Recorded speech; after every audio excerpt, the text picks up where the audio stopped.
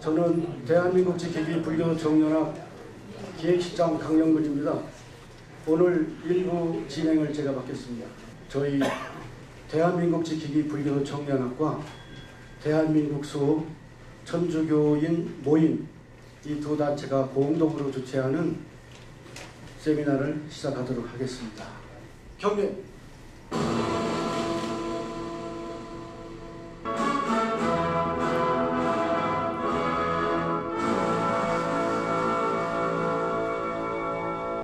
충성을 맹세하는 제4절을 반주에 맞춰서 재창으로 하겠습니다. 이 기상과 이 마음으로 충성을 다하여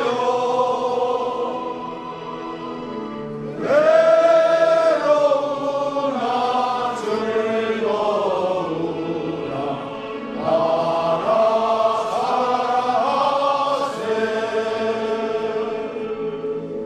묵념 있겠습니다. 묵념은 순국 선열과 해방 후에 많으신 성직자분들이 북한에서 남아 계셨습니다마는 아직 그 생사조차 알지 못하고 있습니다. 이분들을 위한 마음을 포함해서 함께 묵념을 올리도록 하겠습니다. 일동 묵념.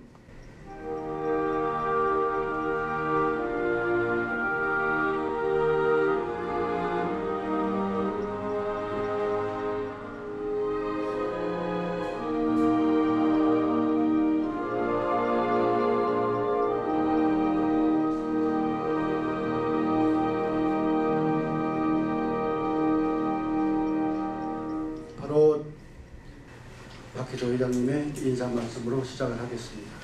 우리가 많은 국민들이 정치하는 쪽을 바라보고 또 우리 국민들에 대한 의중 이와 같은 것을 같이 가늠하면서 지금 상당히 어려운 상태에 있고 또 국내외적으로 우리나라의 안보 현실이 일본과 관계와 미국과 관계 여러 가지가 굉장히 복잡한 이 시점에 오늘 우리 대한민국 지키기 불교도 총연합이 성직자에 대한 이 정치 개입 문제 이와 같은 것을 가지고 다루는 데 굉장히 의의가 있다고 생각을 합니다. 여러분들 참석해 준 데 대해서 다시 한번 감사를 드립니다. 국민 정서를 순화시켜야 할 종교계가 더욱 극렬하게 편향된 행동을 하며 스스로 위법을 자행하고 국론 분열을 부추기고 있는 것에 많은 우려의 소리가 높습니다.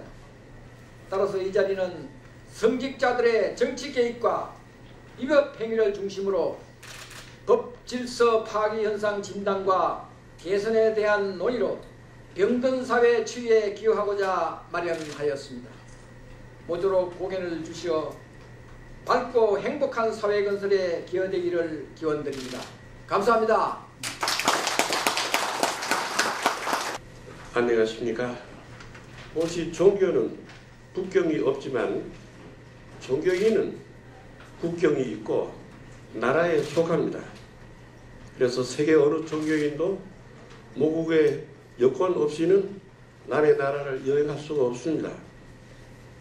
따라서 종교인들은 자기 나라에 속하면서 안전한 나라, 행복한 나라를 위해서 노력해야 할 의무가 있습니다. 우리나라의 근본 이념은 자유민주주의 실현과 인권 존중 사상이기 때문에 이런 가치 수립을 위하여 제정된 헌법과 실정법을 우리는 준수해야 합니다. 그런데 한국의 현실은 불행하게도 그렇지 못합니다. 성직자는 성직자다워야 합니다. 그리고 자기 영역에 충실해야 합니다. 그리고 모든 영역에 전문가가 아니기 때문에 겸손해야 하며 모든 것을 다 알고 다 해결할 수 있는 것처럼 우월감을 가져서도 안 됩니다. 오늘 이 모임을 통해서 지혜를 짜내고 좋은 결실이 맺어지기를 기원합니다. 감사합니다.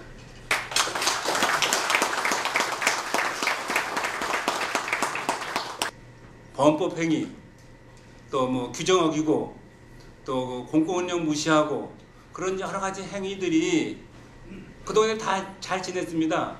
10년이 가도 그거 전혀 문제가 없었고 그 작년에도 그거 아무리 위반을 해도 문제가 없었습니다.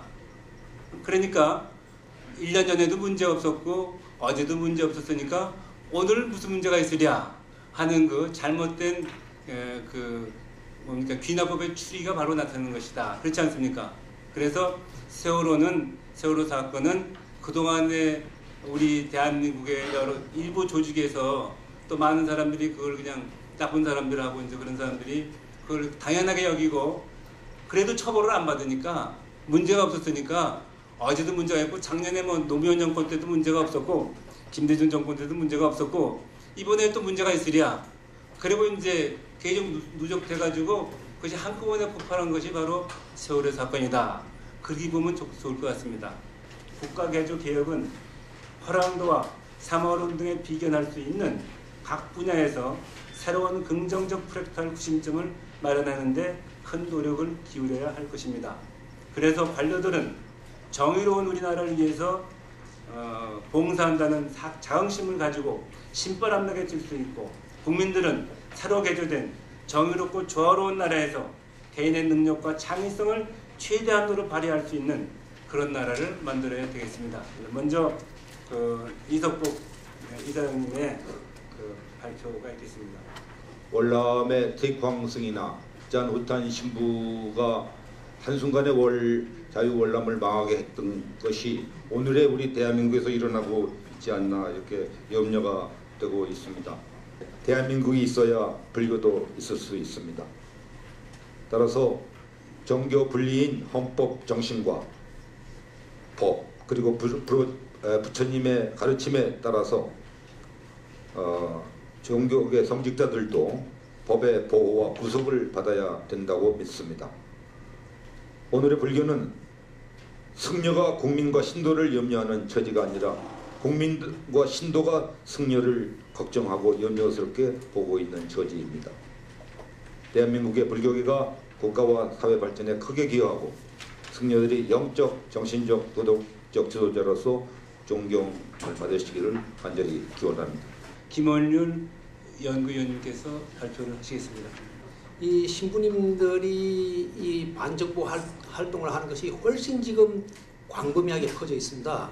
이 정치 참여의 형태는 선거권과 피선거권이 있습니다. 그런데 사제들은 교회 법전 285조 3항에 의해 가지고 신부는 국가 권력을 행사하는 공직을 맡을 수 없습니다. 그렇기 때문에 신부가 국회의원이나 이 정치직에 출마할 수 없기 때문에 사실은 신부들의 정치 참여는 자신들이 원하는 후보에게 투표함으로써 이룰 수 있습니다. 그런데 과거에 노무현 정부 시절에 송기인 신부라는 분이 과거사 정리위원장 장관급입니다. 거기에 취임해가지고 교회법 285조 3항을 어긴 적이 있습니다. 그리고 가톨릭 교회 교리서 2442항은 교회의 사목자가 직접적으로 정치에 개입하는 것을 금지하고 있고 또 교회 법전 287조 2항에 보면은 역시 사목자가 정당이나 노동조합에서 능동적인 역할을 할 수 없다 이렇게 되어 있습니다. 그런데 지금 제가 이름을 말씀 안 드려도 잘 아시겠지만은 예를 들면 함세용 신부 같은 분이 이 야당의 정당의 원탁회의에 참여해가지고 공천에 관여한다든지 아니면은 이 야권 후보 단일화에 관여한다든지 해가지고 정치에 직접적으로 관여하고 있습니다. 이것 역시 교회법을 위배하고 있습니다. 네 번째로 우리 김강영 박사님의 발표가 있겠습니다. 성직자가 한 발언이라 하더라도 국가 기강을 흐트러 놓고 분열을 조장하고 하는 거라고 한다면 민간 신분에서 하는 거라는 전제를 달고 해야 된다고 생각합니다. 난 국민 한 사람으로서 이런 얘기를 하는 거다. 이런 정도로 해야지. 그러나 이 성직자라는 게 워낙 영향력이 크기 때문에 성직자가 한마디 할 때마다 이게 파장이 크게 있는 것이 또 문제이기도 합니다. 종교나 정치는 목적은 똑같습니다. 행복입니다. 종단의 이익에만 본다거나 아니면 개인의 성직자의 어떤 이익이 앞서서 국가 기강을 흐트러 놓는다거나 이런 일은 저는 바람직하지 않다 생각합니다. 천주교 협회에서 발행하는 경향 잡지라고 하는 천주교 잡지입니다. 그 잡지에 본인이 직접 게재하신 글입니다. 이유가 네 가지인데요. 첫째 이유는 군사기지는 환경을 파괴하기 때문에 안 된다 하는 것이고요. 두 번째는 추진 과정이 비민주적이었다. 셋째, 해군기지를 만드는 것은 4.3 영령들을 짓밟는 일이다. 네 번째는 칼을 드는 자는 칼로 망한다. 제가 저기에 대해서 일단 논리적 반대를 먼저 한번 해보겠습니다. 자, 첫 번째로 다시 올라가시죠. 환경을 파괴하는 시설을 지을 수 없으면 인류 문명이 어떻게 해서 이루어져 왔습니까? 만약에 환경을 파괴하는 그 어떠한 행위도 할 수 없다는 환경 절대주의적 논리를 적용한다면 어떤 국가가 국가를 영위할 수 있습니까? 사실 저 논리는 굉장히 오버하시는 겁니다. 물론 제 이 말씀이 뭐 개발이라는 명목으로 함부로 자연을 훼손해도 된다 이런 말씀은 절대로 아닙니다. 조심해야 되겠죠. 그러나 환경 절대주의는 현실적이지 않다. 두 번째, 추진 과정이 비민주적이다. 저게 1993년에 결정이 돼가지고요. 2010년에 착공이 된 겁니다. 그동안 얼마나 많은 여론조사를 했고 얼마나 많은 공사 중단을 했고 많은 사람들이 개입할 때마다 그걸 해결하는 과정에서 굉장히 많은 시간들을 들이면서 결국 대법원에서 제주도 해군기지 건설은 합법이다라는 판결까지 받고 사실 하고 있는 겁니다. 근데 저걸 비민주적이라고 한다면 어떤 것이 민주적입니까? 사실 참 이해를 할 길이 없는 그런 오버하는 논리입니다. 세 번째 주장, 저 주장이 참 가장 문제가 큽니다. 제주도 해군기지를 짓는 이유는 대한민국을 지키기 위해서 짓는 것이고 그 지키는 대한민국 안에 제주도도 포함되어 있고 제주도민도 포함되어 있습니다. 어떻게 해서 4.3 영령을 위로하기 위해서 군사기지를 지어서는 안 된다는 저 논리 어디서 나올 겁니까? 참 이해할 수가 없습니다. 네, 제가 분명히 정리해서 말씀드리거니와 4.3 영령을 위로하는 일과 군사기지 건설하고는 아무런 상충관계도 존재하지 않습니다. 네 번째 논리인데요. 칼을 든 자는 칼로 망한다. 이게 뭐 저희는 반평생을 안보 공부를 하면서 살았기 때문에 저런 말씀을 하시는 분들을 듣고 들으면 참 딱하게 생각을 하는데요. 개인 간에 적용되는 덕목과 국가 간에 적용되는 덕목이 정반대라는 이치를 전혀 이해하지 않고 하시는 말씀입니다. 개인 간에는 그렇습니다. 친구를 위해서 양보하고 돈을 내가 더 쓰고 때로는 친구를 위해서 내가 형무소도 들어가고 어떤 러브 스토리에 보면 사랑하는 사람을 위해서 자기가 대신 형벌을 받아서 죽기도 합니다. 얼마나 아름다운 얘기입니까? 그런데 그 친구가요 결혼을 해서 처자식이 생기면 아무리 친한 친구라도 재정 보정 못 해줍니다. 왜? 그렇게 해서 잘못되면 자기 자식이 굶으니까요. 하물며 5천만 명을 거느리는 국가가 저렇게 초등학교 교실에서 가르치는 인성교육에서 가르치는 저 덕목을 적용하라고 우기는 것은 이건 도대체 무슨 기준입니까? 저 역시 가정이 있고 친구가 있고 의리가 있고 개인적인 덕목을 중시하는 사람이지만 5천만 명 국민의 재산과 생명을 지키는 국가는 절대로 함부로 남을 위해서 보증을 서줄 수도 없고요. 위험한 이웃에 대해서는 항상 경계해야 되고요. 그것이 바로 국민을 지키는 일이기 때문입니다.